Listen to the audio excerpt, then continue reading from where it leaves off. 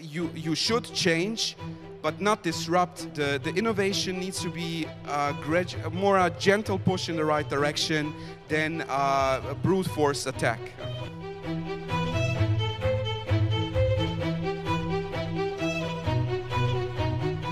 Keep it investable, Amel. What does it mean? What's product market fit? Okay, so if you look from a clinician's perspective, product market fit would mean, as I mentioned before, solving a meaningful problem, but in such a way that you can also that you don't disrupt too much. There's a red flag that I see all the time, and it really pains me every time, and that is when I hear we have a disruptive new technology.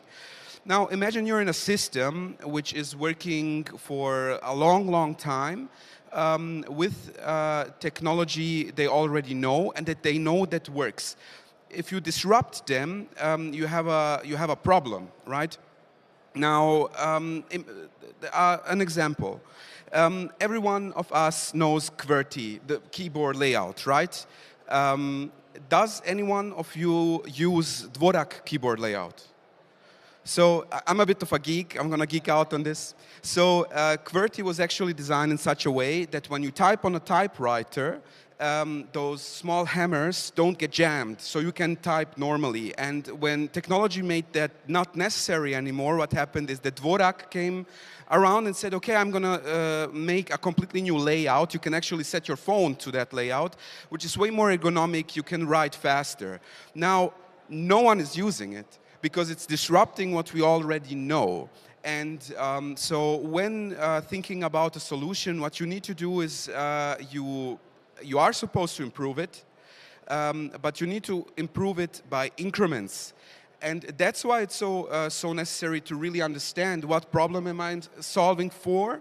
And that's what we would say, like finance lingo, product market fit. But what it actually means is making clinical impact, and clinical impact which is pretty much worth it, right? Another thing, if I disrupt, so I understand the regulations and everything around it. I know that as medical grade or clinical grade medtech, you need to train your users, right?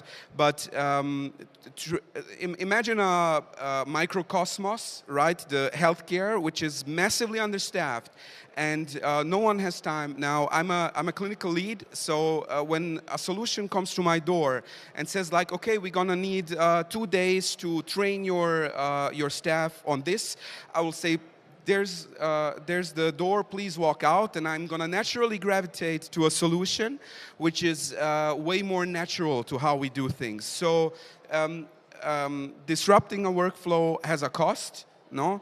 And you should change, but not disrupt. The innovation needs to be more a gentle push in the right direction than a brute force attack. I don't know about you guys, but make sure you record that. A doctor is telling us that innovation shouldn't be that disruptive. I think this is gold. If you clicked on this video, chances are you're struggling with the clinical adoption of your solution, aligning with everyday workflows, and/or investor pressure. The good news? You've already started your journey to improve what's been holding you back for so long. Hi, my name is Amel Havkić, and I am the founder of EvoMed Consulting. In my years as a doctor, I've seen numerous brilliant medtech solutions collecting dust and ultimately fail, never to help those they were intended to. I started working with medtech companies around the globe, helping them align their solutions with clinical reality, ultimately saving them millions in losses and improving business outcomes and patient safety. Now, if anything I said so far resonates with you, feel free to book a free strategy session, and let's explore how EvoMed Consulting can help your company walk you all the way from idea to real-world clinical impact.